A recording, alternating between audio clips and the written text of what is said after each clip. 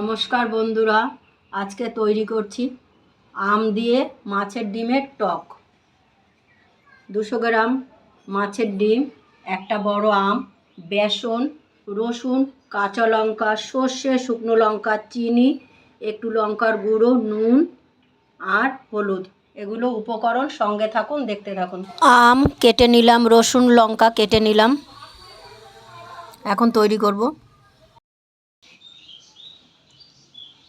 মাছের ডিমটা দিয়ে দিলাম, লঙ্কা, রসুন, নুন, বেসন, মিশ্রণটা এখন মেখে বড়া তৈরি করব।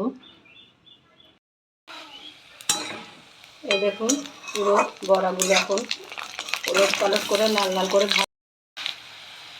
দেখুন কি সুন্দর লাল লাল হয়ে গেছে। এখন আমি তুলব, এখন আমি তুলে নিচ্ছি। বড়া ভাজা হয়ে গেল। সর্ষে লঙ্কা ফোড়ন দিলাম, আমটা দিয়ে দিলাম, সর্ষে কাঁচা লঙ্কা বেটে নেব, নুন চিনি মিশিয়ে নিলাম, মিশ্রণটা ঢেলে দিচ্ছি। মিশ্রণটা ঢেলে দিলাম, আমের ভিতরে জল দিয়ে দিলাম, ফুটলে বড়াগুলো দেব।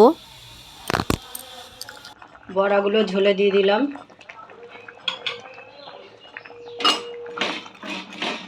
ঝোল ঢুকবে, শুকনো শুকনো হবে, হতে থাকুক।